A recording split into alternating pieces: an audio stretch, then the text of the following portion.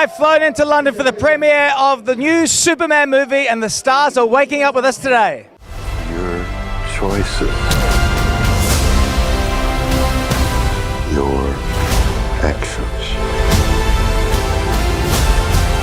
that's what makes you who you are. Who was your first Superman?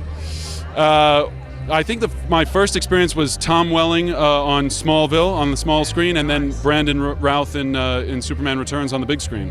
How does it feel for you, though, knowing that you're going to be a generation's first Superman? Is that sunk in yet?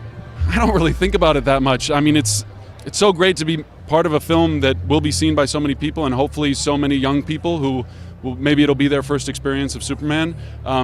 I think if it is, it's a good one. I'm hoping we'll make a lot of new fans with this one, especially with James Gunn's vision and fantastical world that he's created. Rachel, congratulations on this. I mean, Superman and Lois is a love story for the age, as you know. But what I love about this film is that she's so much more than that. She's like a wing woman. She's helping out with the action, but she's also like his life coach. Like, be more human. What I love about this version is that I think she's always been more than just a love interest. Lois has always been an intrepid, kind of zany, courageous journalist who throws herself into the middle of the action, and then is also totally knocked off balance by her love for Clark/Superman.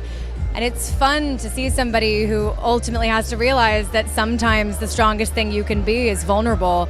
And I think there's a few characters who discover their humanity that way in this film. We loved you as Ms. Maisel, but were you a comic book nerd or a superhero nerd growing up? I wouldn't say so. I got introduced to the Margot Kidder, Christopher Reeve Superman film by my dad, who grew up on those movies when I was about 12. And even though at that point some of the effects were outdated, it still just made me feel that kind of magic that makes kids like us fall in love with movies. I mean, I literally just got chills. And so it's pretty wild to be standing here. Congratulations on this. You know, I think for a generation growing up, Superman was truth, justice, in the American way. And I think to myself, what was your mission statement for this movie? My mission statement was just, let's make a, I talked to the cast the night before we started shooting. We went to dinner together, and I said I just wanted to make a movie that was about goodness, about someone who is kind, who loves other people, and who is different than, and is not protected. Well, 87 years ago, he burst onto the pages of comic books as a symbol of hope and humanity. And now on July 10, Superman flies back onto our screens.